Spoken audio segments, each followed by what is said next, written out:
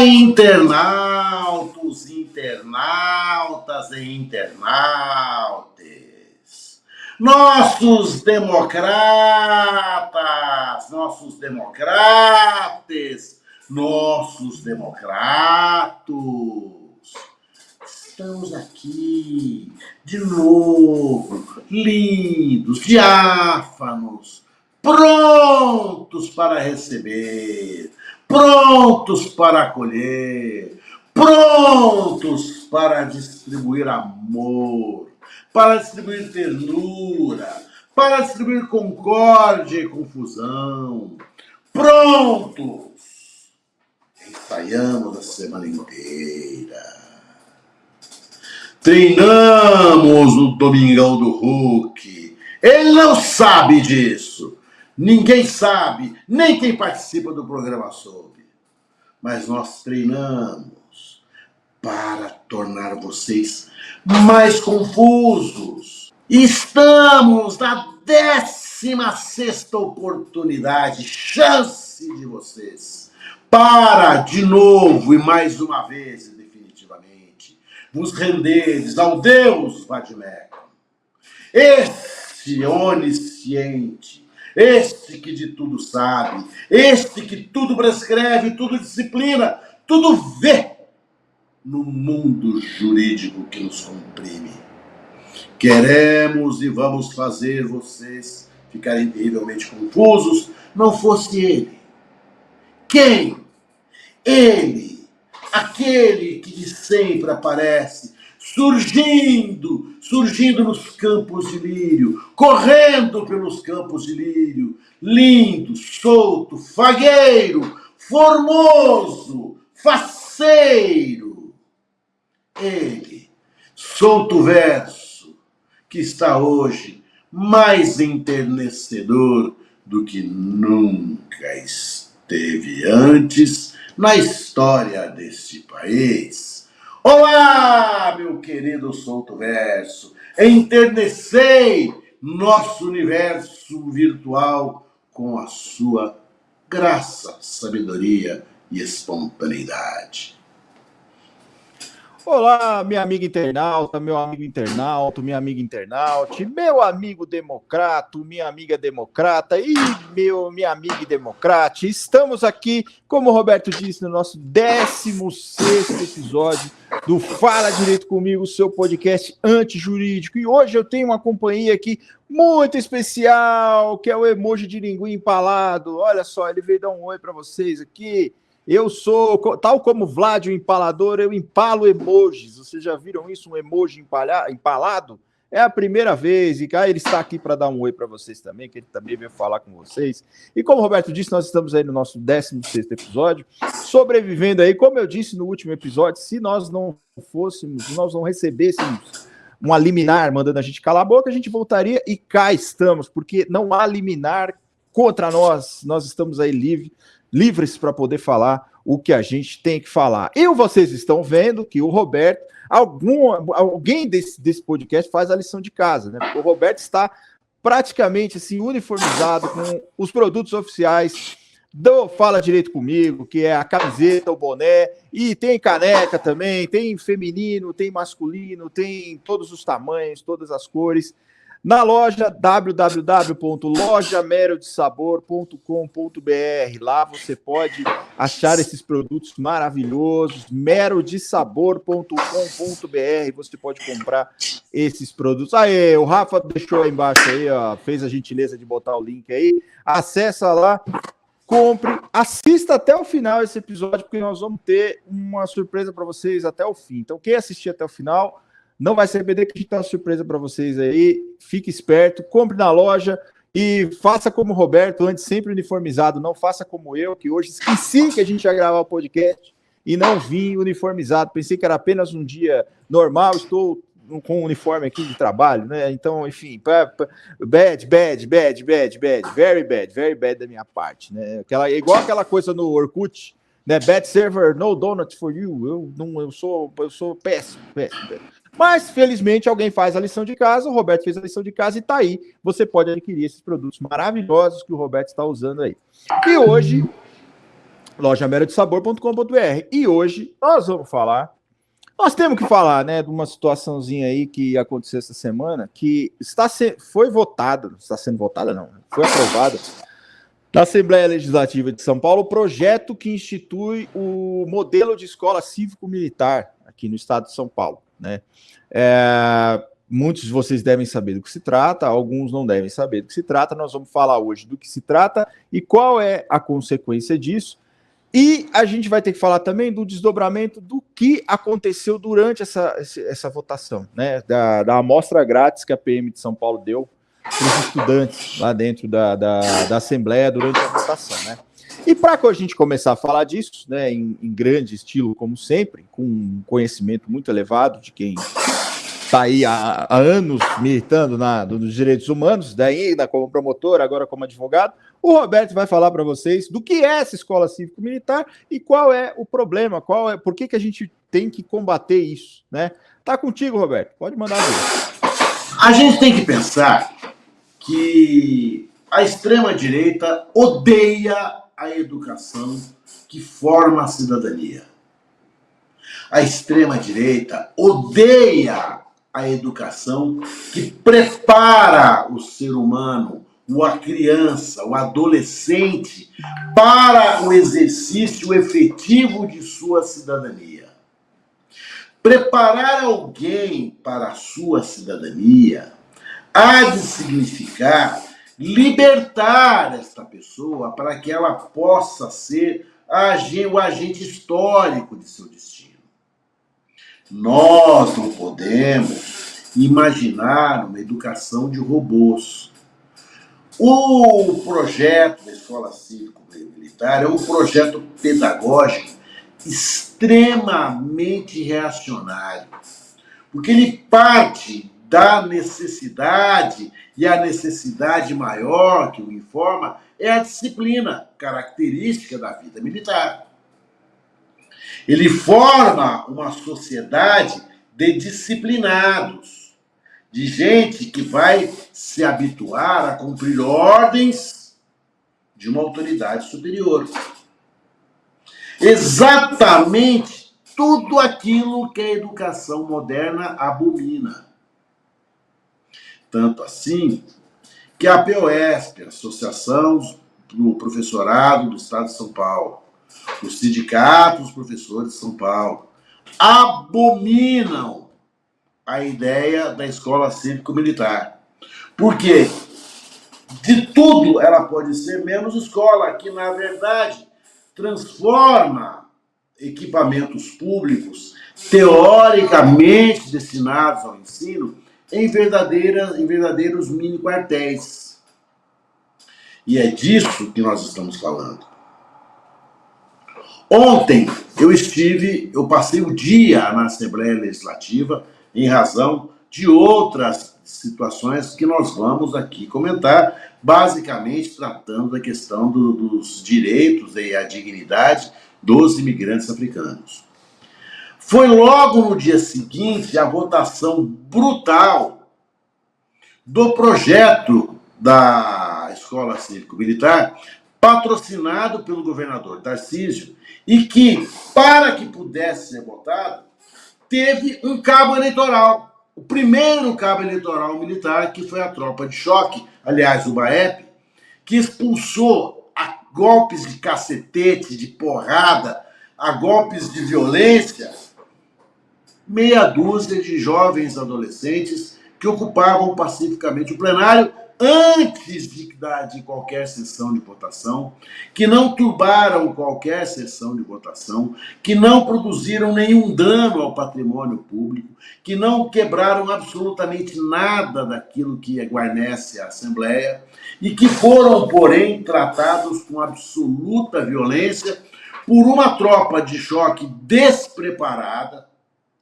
abusiva, e que lá estava desde as primeiras horas da manhã, já convocada pelo presidente da Casa Legislativa, que me parece que não entende que a Casa Legislativa é do povo, e já dispostos a esse enfrentamento.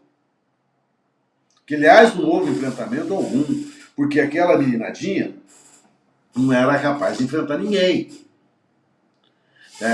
O que houve foi, na verdade, uma cena de porradaria explícita, desnecessária, ilegal, que, na minha opinião, Souto Verso, chega a configurar improbidade administrativa, porque isso tem custo, isso tem despesas para o erário, consciente da ilegalidade do ato que praticava o presidente da casa.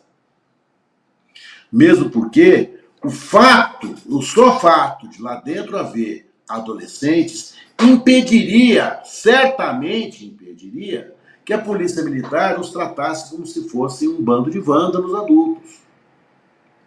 E eu fico me perguntando, e devolvo a palavra a você logo em seguida, se esse plenário estivesse ocupado por ruralistas, por usineiros, o BAEP seria chamado? Me parece que não. Nós estamos diante da consagração da extrema-direita que destrói os projetos pedagógicos. Como bem disse ontem o ministro Haddad, odeia a cultura, odeia a educação, odeia a civilidade em si. A cena de ver aqueles... Eu vi outras filmagens lá, e elas são terríveis e são, sim, comprometedoras. E hão de ser comprometedoras. É preciso chamar o comandante-geral da Polícia Militar de São Paulo à sua responsabilidade pública e política. Ora, é uma polícia militar, Souto Verso, e tem um destacamento próprio para as questões escolares, que é a ronda escolar. Que não foi chamado, eles puseram lá o pessoal da porradaria.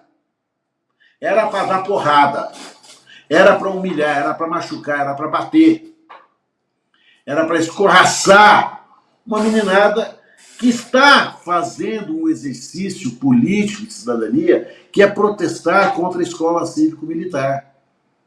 A questão, para que a gente possa encerrar essa primeira fala, ela era sumamente pedagógica, que foi transformada pela brutalidade e abuso do comandante-geral da PM, do presidente da Casa da Assembleia Legislativa, num espetáculo dantesco de abuso de autoridade feito por policiais militares que deveriam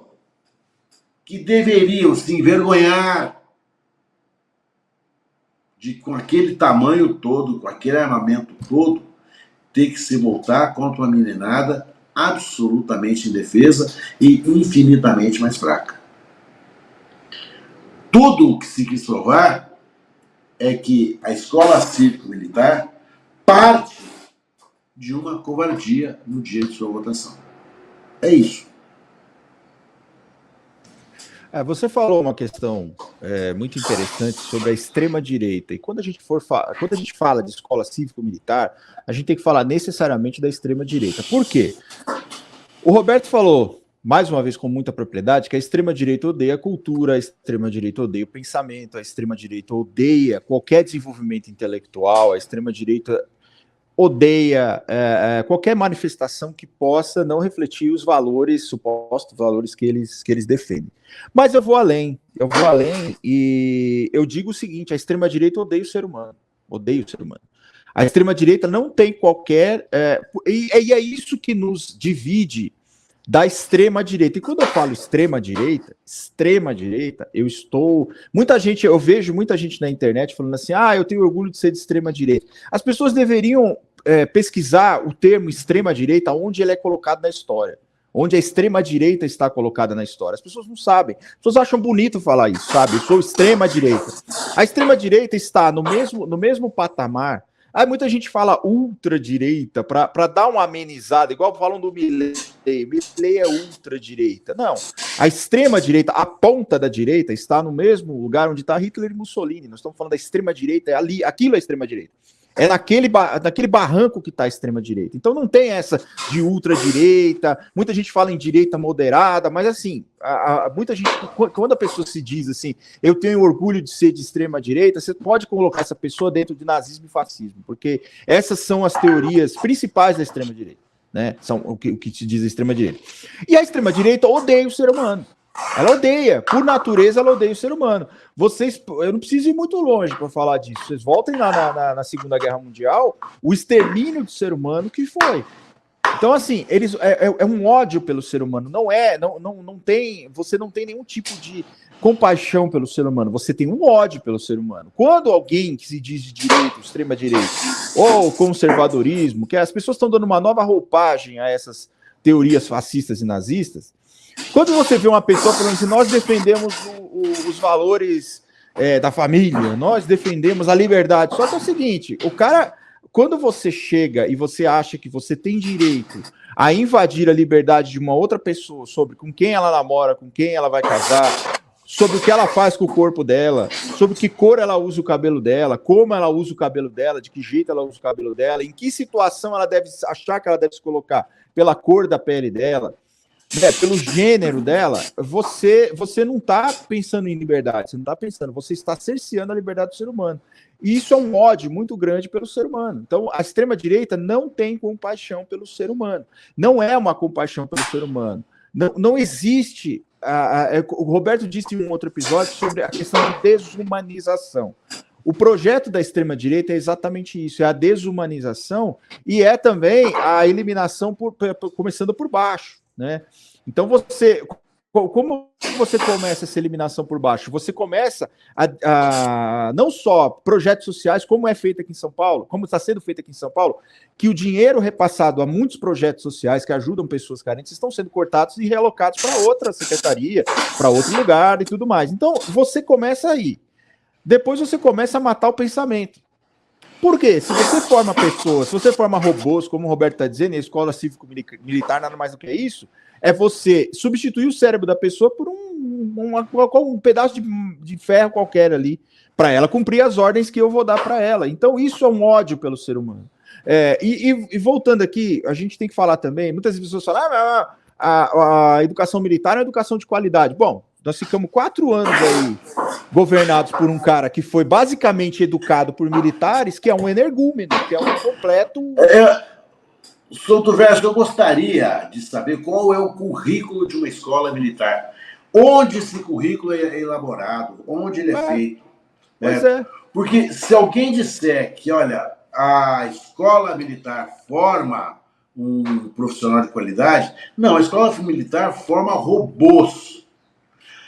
Na primeira dica literária de hoje, eu sugeriria aos nossos internautas e internautas que procurassem o livro, meu Deus, do Aldous Huxley, O Admirável... 1984. Não, o Admirável Mundo Novo. O Admirável Mundo Novo.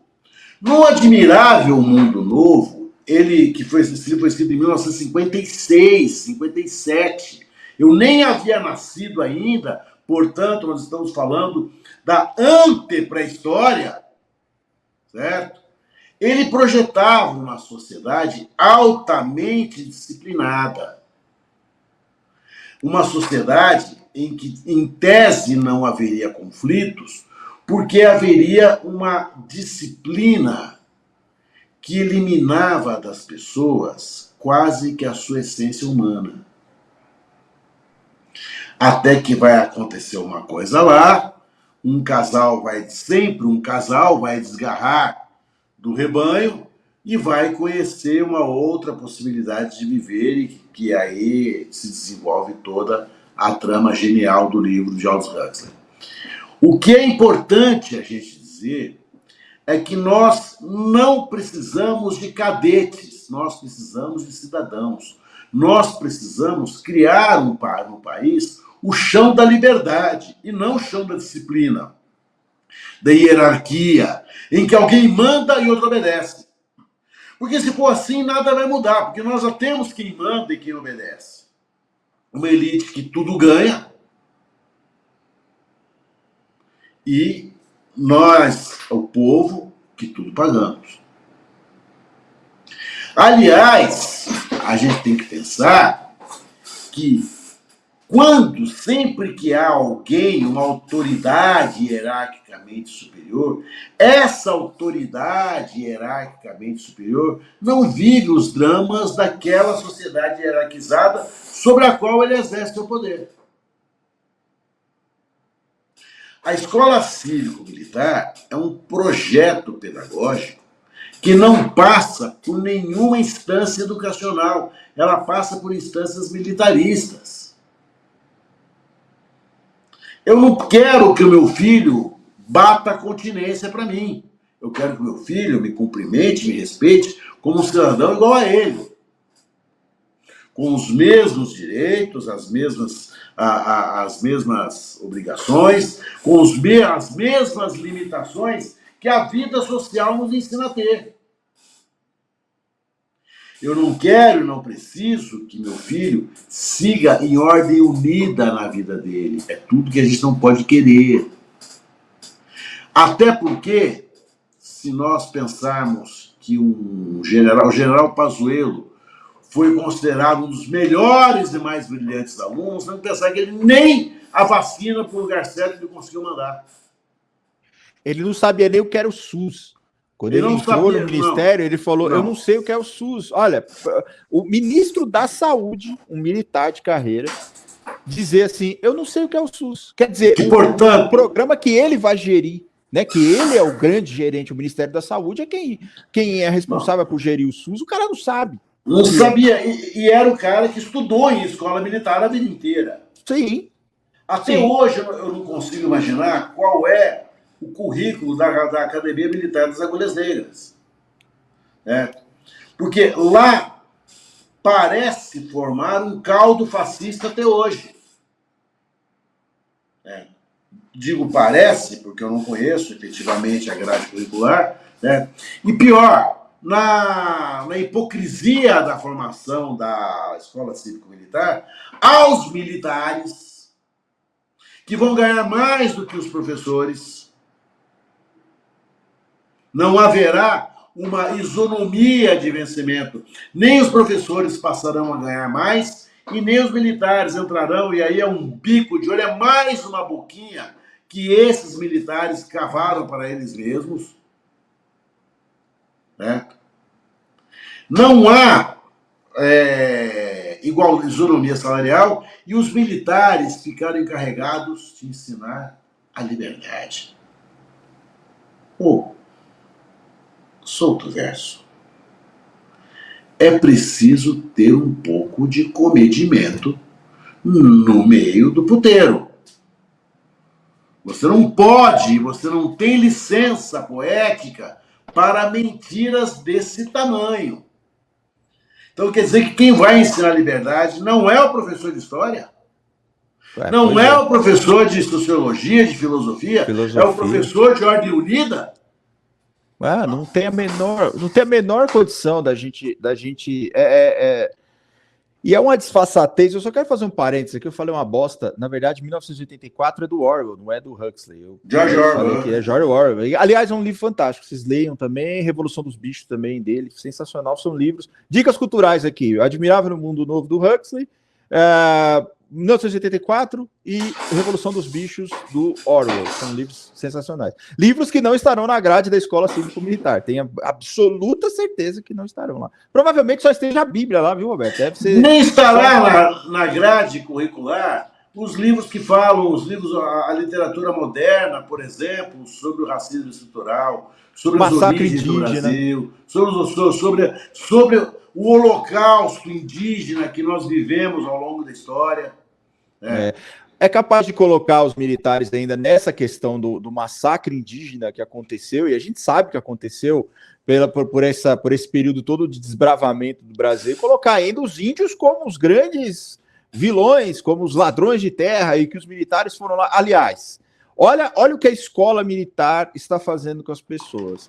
O presidente de vocês aí, recentemente, o último presidente que governou 4 anos essa parândula que é o Brasil, Ele vira e diz assim que a cavalaria, o Brasil devia ter feito o trabalho que a cavalaria americana fez massacrando os índios. Que aí não teria esse problema de demarcação de terra indígena. Tudo. Isso é o que os caras ensinam na escola militar. Você pode ter certeza, se você pegar assim, os caras da AMAN, você pega. Eu tenho. Ó, eu vou chutar ainda muito baixo. Vou chutar muito baixo. 90% do povo da AMAN, do que é ensinado na AMAN lá. Você sabe quem dá aula na AMAN, Roberto? Ives Gandra dá aula na AMAN. O grande teórico do artigo 142, o grande cara que ensina para os generais na AMAN, que é a escola, a Academia Militar das Agulhas Negras, é que forma oficiais. Então, esses caras são formados lá para comandar o exército, né? Esse cara ensina que o exército é, na verdade, um poder moderador dos poderes constitucionais, dos outros poderes, né? Como a gente já disse em um outro episódio, quando a gente falou dos 60 anos do golpe militar. Esses caras sentam para entrar um cara lá e falar assim: olha, se tiver um problema ali entre judiciário e legislativo, legislativo e executivo, um com o outro ali, o exército entra e toma o poder e restaura a ordem. Isso é um professor de direito, um dos mais renomados, infelizmente. É um dos mais renomados no Brasil, infelizmente. Esse cara dá aula na AMAN. É um dos mais renomados porque a grande mídia dá espaço a ele. Sim. Na verdade, existe uma fúria neoliberal e neoempreendedorista, certo? Sem que se dê às pessoas a menor noção do que é empreender. Ou melhor, retirando do Estado todas as responsabilidades que o Estado há de ter sobre o seu jurisdicionado. A escola cívico-militar cria um padrão. Esse padrão, nós todos já vimos vídeos, áudios de fragmentos de aulas em escola cívico-militar e ficamos sempre constrangidos. Porque ele trata a criança, o adolescente de 14, 15 anos, como se ele fosse um soldado. Mas ele é soldado do quê? Ele é soldado de quem? Ele é soldado para quê? Nós não somos soldados. Soldados é aquele que, por livre e espontânea vontade, se vai deixar contratar pelas Forças Armadas Brasileiras. Agora, você imaginar que crianças e adolescentes saiam gritando ordem unida pelo pátio da escola e achar que isso é bacana e achar que está tudo certo, você está, na verdade, criando um pequeno monstro dentro da sua casa. Você está criando alguém que, por acreditar piamente na hierarquia como um valor absoluto educacional, não vai admitir um não de ninguém.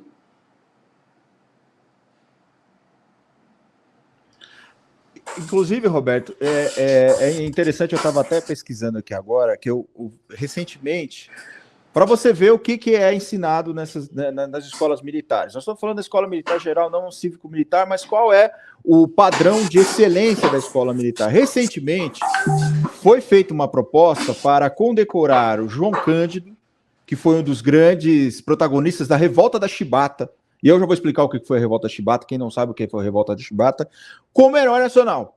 Revolta da Chibata foi o seguinte: alguns marinheiros dentro de um navio da Marinha Brasileira, isso foi em 1910, tá?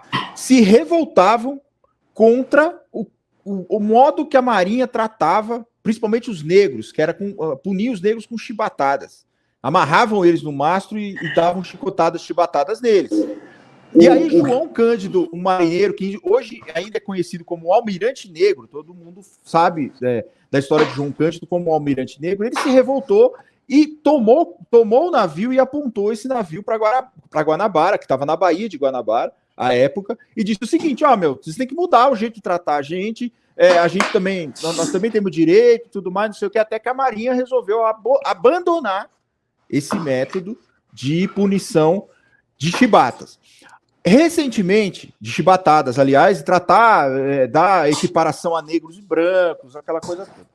Recentemente, houve uma proposta para condecorar João Cândido como um herói da nação, né, por ter modificado. Sabe o que o comandante da Marinha em um ofício para o Congresso Nacional, disse que o João Cândido, na verdade, era um amotinado, ele era um criminoso que se revoltou, que isso era um absurdo, isso era... Ou seja, a Marinha não fala em momento algum. Quer dizer, para a Marinha era normal você tratar, desumanizar a pessoa, você tratar ela como lixo, você punir ela fisicamente, né? Isso é normal, a pessoa não pode se revoltar contra isso. Então, é isso que é ensinado nas escolas. Então, você pode ter certeza que dentro das escolas militares vai ser ensinado que João Cândido, na verdade, é um criminoso. Era um bandido. Então, é uma história muito curiosa, porque essa revolta chibata é muito ilustrativa. O governo brasileiro compra da Inglaterra navios por um preço absurdo. E manda para lá seus marinheiros para que eles possam aprender a operar o navio e trazer o navio para as águas brasileiras, evidentemente. Muitos marinheiros, e muitos deles eram negros, foram e ficaram meses na Inglaterra. E perceberam uma coisa, só os marinheiros brasileiros eram castigados com chibata. Mesmo depois da abolição da escravatura. Quando eles chegam no Rio de Janeiro, o Rio de Janeiro em festa para receber os navios, certo? A cidade parou para receber aqueles navios. Um marinheiro é visto entrando com uma garrafa de cachaça num dos navios, algo que eles abominavam.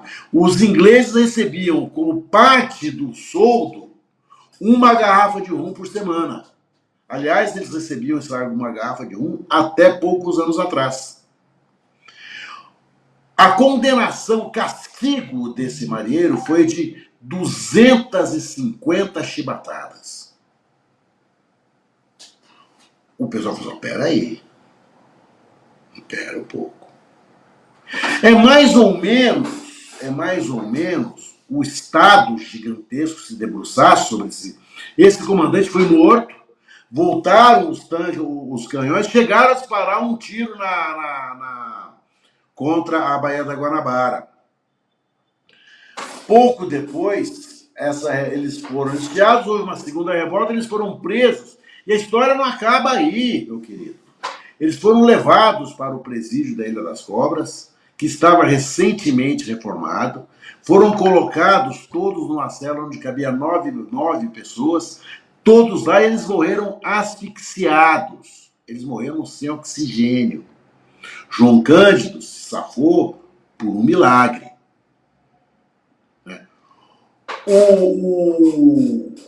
A cultura militar é a cultura do castigo. É isso que ele está querendo dizer aqui. A cultura militar é a cultura da hierarquia a qualquer preço. Muito embora nós tenhamos no direito penal, certo? A possibilidade do descumprimento de ordem manifestamente ilegal. Né? Manifestamente ilegal, mas que vai estar sempre a critério da autoridade superior. O que nós temos que pensar é que esse mundo da escola cívico-militar traz para dentro das escolas algo que era estranho às escolas, que era o próprio militarismo, que já tinha sido proscrito com o fim do regime militar. Quando eu estava no então ginásio, nós entrávamos em fila, certo? Quase que marchando. Eu me lembro disso. Não tenho nenhuma saudade disso. O que nós precisamos dizer, meu querido, para as pessoas que estão envolvidas, é que ontem, ou melhor, anteontem, para a aprovação da escola cívico-militar, que já estava combinado de véspera, passaram um rolo compressor na Assembleia.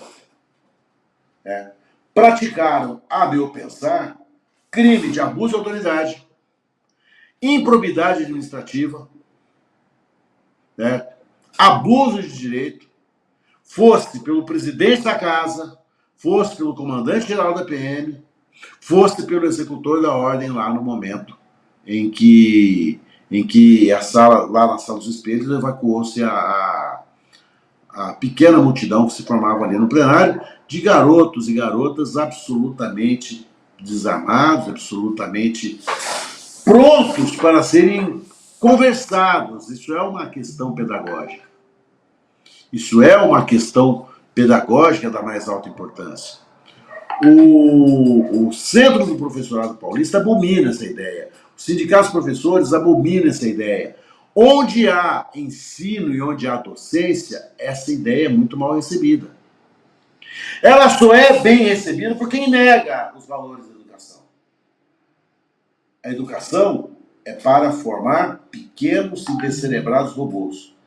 A escola cívico-militar é uma experiência pedagógica da pior qualidade. E nós temos que dizer isso. Ela prepara os seus alunos para a subserviência. Claro que para muitos pais, quando você fala em disciplina, eles erguem as mãos, finalmente alguém falando em disciplina. Mas não significa que eles serão disciplinados em casa. Em casa eles podem ser pequenos déspotas. A disciplina é outra, querido. A disciplina em relação à própria formatação social que ele vive. Se o pai e a mãe for, por exemplo, uma pessoa um pouco mais militante na promoção de direitos dos vulneráveis, esse pequeno robozinho da escola cívico-militar poderá se surgir contra eles. É isso que a gente está aqui falando. As pessoas, os funcionários, deputados, parlamentares da Assembleia Legislativa ontem estavam apavorados, aterrorizados com o nível do enfrentamento que a Polícia Militar optou. Então, assim, olha, onde isso vai parar? Onde que a gente vai chegar com isso? Em que momento a gente vai dizer, olha, gente, vamos diminuir. A coisa está sendo do controle. A violência pública estatal está saindo do controle. Eu vi imagens de soldados dando cacetada nas costas de criança. O que é isso? A Polícia Militar de São Paulo, ela tem uma... Vou chamar isso de tradição, né? Não sei se eu posso chamar isso de tradição, uma tradição maldita, vamos dizer assim, de repressão a professores, principalmente, né? Assim, é como o Roberto falou, você não vê o MBL, por exemplo, apanhando da polícia. Não vai apanhar da polícia. Então você não vê o agro, pessoas do agro apanhando da polícia. Você não vê policiais apanhando da polícia, por exemplo, né? Mas aqui em São Paulo, infelizmente, tem uma música do Racionais que fala o mano na porta do bar, que ele relata uma história, diz o seguinte, que ele chega na rua dele e vê luzes, uma fita amarela com luzes azuis na porta, girando assim na porta de um bar. E ele fala, essa imagem para mim é natural, infelizmente. Para mim isso é normal ver isso, né? Então, para o paulista, infelizmente, nos últimos anos, se tornou natural essa repressão policial a estudantes, a professores, principalmente, né? Nós temos uma cena muito horrível que viralizou uns tempos atrás, de uma professora com a cabeça rachada, né, por um cacetete policial, deu na cara dela. É muito comum você ver imagens de professores tomando spray de pimenta de forma covarde até, uma coisa assim, sabe? E aquilo é horrível, né, cara? Aquilo acaba com o teu sentido, você fica desnorteado, desorientado, tudo. Então aqui, isso que a PM fez na Assembleia é uma amostra grátis da preparação que eles querem dar para o futuro cidadão paulista, né? Não estou falando paulistano em si, mas o paulista como um todo. E eu vou te falar, Alberto, assim, com muita dor no meu coração, que eu acho que é isso que a população paulista espera. Infelizmente, sabe? Porque, assim, era uma proposta de governo. Isso foi uma proposta de governo de um cara que a gente sabe que é um cara fascista, a gente sabe que é um governador autoritário, a gente sabe que é um governador que não está preocupado, como a gente disse aqui, a extrema-direita odeia o ser humano, e é isso. É um governador que, diante de um massacre policial, ele vira e fala assim, vocês podem ir na ONU, podem ir na Liga da Justiça, que eu não tô nem aí, quer dizer, cada corpo que cai, cada corpo preto que cai, ele não tá nem aí, é mais um não tô nem aí que é dele. Então, assim, ele quer formar uma sociedade, a extrema-direita quer formar uma sociedade que fique fácil de governar, que fique fácil de comandar, que fique fácil de dar ordens e que ela não se insurja, que não questione, não questionar. O Roberto me deu uma camisa uma vez, eu não vou saber, uma camiseta uma vez, que eu não vou saber de quem é essa frase, mas fala assim, quem duvida fica sábio. Eu não sei se você essa frase é do Guimarães Rosa. Guimarães Rosa. E você me deu, eu lembro de uma camiseta, eu adorava essa camiseta, acabei perdendo essa camiseta, mas assim, não é isso que eles querem. Eles não querem um cara que questione, eles não querem um cara que duvide, eles querem um cara, como o Roberto disse, uma doutrina fincada ali na coisa da hierarquia e da disciplina. Ou seja, eu falo, você obedece, baixa a cabeça e cala a boca. Eu não quero que você me responda, você não pode me responder. Né? É isso que eu quero. É como o Roberto falou, isso dentro de um... A cara já tá aqui, mandando a gente calar a boca. Isso dentro de um quartel pode até ter... a Carla tá mandando aqui, ó, ela manda os papelinhos para nós, assim, tipo, ó, falta tanto, passou tanto, nós já estouramos, nossa, eu vou concluir aqui. Isso pode até fazer sentido dentro de uma doutrina militar. O que nós temos que repensar também, se faz sentido dentro da sociedade que a gente vive. Mas, sinceramente, eu não sei. A gente quer saber de vocês, porque por isso que a gente falou para vocês ficarem até o fim. Porque agora vem a pergunta que vale o salário de um juiz em Rondônia. Por que você não matricularia o seu filho numa escola cívico-militar? Responda pra gente aí nos comentários, né? Arrematando aqui, responda pra gente nos comentários por quê. Por quê, Roberto? Por que a pessoa tem que responder? Preste atenção na pergunta. Por que você não matricularia seu filho, exatamente, sua filha, numa escola militar, cívico-militar? Mas se eu quiser matricular, se você quiser matricular, essa pergunta não é para você. Não é. Você não devia nem estar assistindo isso aqui. Você. Exato. Entendeu? Essa pergunta é para quem tem o coração batendo do lado esquerdo do peito. E a gente quer saber por que você não matricularia. Não matricularia. Não vale respostas muito óbvias, tipo assim, porque eu pedi o prazo, certo? Porque não tinha mais vaga. Então, vamos estabelecer uma abstração, uma metáfora, qualquer que seja. Uma situação que a gente tem que pontuar muito bem é que eu entendo que a ruindade desse projeto é tamanha que ele esbarra na própria constitucionalidade dele. Ele tromba com a Constituição Federal, que traça os princípios e o que ela quer da educação.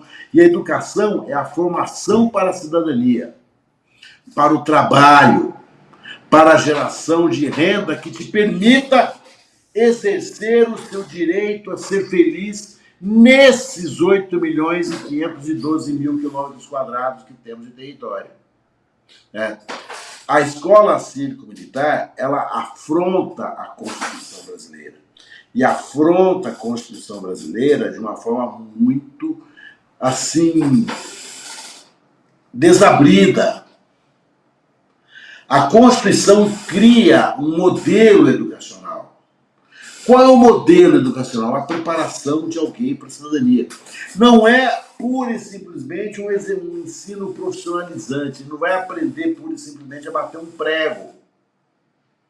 Mas ele vai aprender sobre a cidadania, sobre as consciências de classe, sobre a necessidade de nós diminuirmos as injustiças, combatermos o racismo, combatermos o machismo, combatermos a violência doméstica, combatermos o bullying como fenômeno escolar.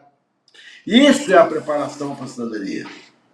Que a escola cívico-militar nem de longe está capacitada para isso. Muito pelo contrário. Muito pelo contrário. A escola cívico-militar vai dar única característica, vai ser um bico, mais uma boquinha para militares, certo, poderem usufruir. Nós não podemos, de maneira alguma, idealizar, passar pano, dizer que não, que essa é uma má opção e que as coisas vão cair por si mesmas. Não são assim. Eu espero, estou aqui vendo o nosso podcast, eu sei que muita gente ligada à cúpula do Ministério Público nos vê.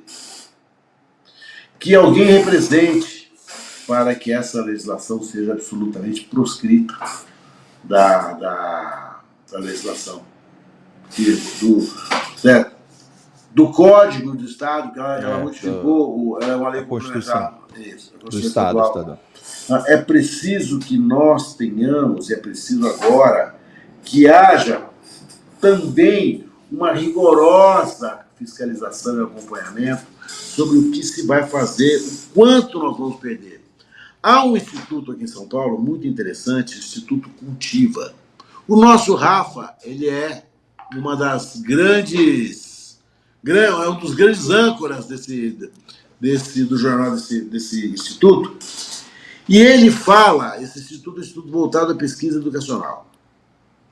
O seu presidente, o Rudahit, diz em perda cognitiva, causada pela pandemia, pelo afastamento das crianças, uma série de problemas que a gente já conhece. Eu temo que a escola militar vai ocasionar também isso, essa lavagem cerebral. Sem dúvida. É isso, é substituir o cérebro por um pedaço de lata que você possa comandar dali. Não vai, é isso que eles querem que fique fácil, né, de comandar e a pessoa não se insurja, não age insurgindo. Agora, a nossa pergunta, por que a gente fez essa pergunta e o emoji empalado vai dizer para vocês, ó. Quem responder de forma mais criativa essa pergunta, por que você não matricularia o seu filho numa escola cívico-militar? Não matricularia. Numa escola cívico-militar, o emoji empalado quer saber. E ele tá gostando, porque tá com a ninguém para fora, ele não tá sofrendo. Nenhum emoji foi machucado nesse episódio. Quem responder de forma mais criativa essa pergunta, que é a pergunta do milhão, a pergunta que vale um salário de um juiz de Rondônia, vai ganhar uma caneca. Fala direito comigo. Ó, que legal. Quem ganha a caneca ganha uma camiseta. Ganha. Vai ganhar o kit. Vai ganhar o kit. Caneca e camiseta. Então, assim, responda aí nos comentários, né? Coloque aí nos comentários por que você não matricularia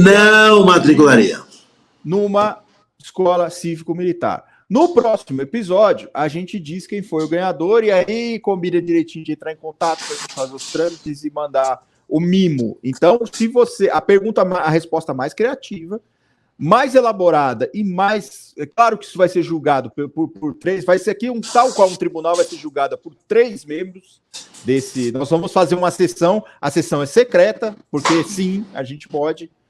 Foda-se. Nós vamos fazer, e com o voto unânime, vai ter que ser unânime, nós vamos decidir quem vai ganhar a caneca e a camiseta. Então, diga pra gente, porque você não matricularia o seu filho numa escola cívico-militar. O melhor comentário, o comentário mais criativo, vai ganhar a caneca Fala Direito Comigo e a camiseta Fala Direito Comigo. Roberto, dá teus recados aí, manda teus beijos pra gente... Senão a Carla entra aqui e tá com a cadeira na minha cabeça. Vamos lá. Mais um episódio se foi. E passa tão depressa, passa tão rapidamente, que a gente não percebe, a gente não sente, a gente não vê. A gente não vê. Porque está na companhia de Carla Moradei, está na companhia de Souto Verso, está na companhia de Rafa Bruzzi, não permite que nós cogitemos de contar o tempo. É muito rápido, porque eles são pessoas adoráveis e eu sempre os agradeço. E lhes digo mais, adoradores do Deus Vadimécum, adoradoras do Deus Vadimécum, esse videocast estará cada vez melhor. Esse podcast estará cada vez mais elucidativo e confuso, mais contraditório e assertivo. Não somos negacionistas, como disse ontem o ministro Haddad, para nós, a Terra é redonda, 24 horas do dia, 4 semanas do mês, 12 meses do ano, os anos todos da vida. Em nome desta ciência educacional, dessa arte educacional, deixando aqui as nossas homenagens absolutamente inteiras aos professores, às professoras. Vocês são os donos da experiência, da ensinança, essa que nos trouxe até aqui. Em nome de vocês, que o Fala Direito Comigo, institucionalmente, os apoia, os admira e os abraça e lamenta a péssima companhia que vocês vão de ter e vão de ter que suportar. Mas os maus ventos também passam. Isso não vai demorar muito. Solta o verso. É contigo para a gente poder mandar os beijos de despedida. É isso aí, rapaziada. Hoje foi introduzido mais um novo personagem aqui, que é o emoji empalhado, que é o emoji empalado, que é o nosso mascote. Vai ser o nosso mascote agora. Eu decidi aqui unilateralmente, depois há de referendo do plenário, né? Então, liminarmente, eu achei o nosso mascote aqui, o emoji empalado, mas ainda está pendente de referendo pelo plenário. Eu queria deixar um beijo para todo mundo aqui, um beijo para o Roberto, um beijo para o Rafa, um beijo para o Panuso, um beijo para todo mundo aí que fez o Fala Direito Comigo ser possível na TVD, né? A galera que assiste a gente aí. Quero deixar também um beijo para Carla por esse roteiro maravilhoso que ela fez aqui e por controlar essas duas bestas enjauladas que somos nós aqui. Se não fosse Carla colocar um mínimo de organização aqui, a gente estaria na mais absoluta merda. Então, ela é responsável aqui por colocar ordem na bagunça. Sigam a gente nas redes sociais. O Roberto é o @Roberto Tardelli, tá aparecendo aí. Eu sou o @SoltoVerso. A Carla é @Moradeicarla e o emoji empalado ainda não tem, mas eu vou criar um Instagram para vocês seguirem, que vocês gostam dessas merdas. E é isso aí, aguardem a gente. Sigam a gente aí também nas plataformas de streaming. O episódio vai estar aí no ar logo logo. Acompanhem a gente, respondam a nossa pergunta para você poder ganhar o kitzinho do Fala Direito Comigo. Roberto, beijo pra você. Beijos, Solto Verso. Beijos, Carla. Beijo a todos. Beijo a todo mundo. Né? Até a próxima. Até a próxima. Bye, bye. Falou.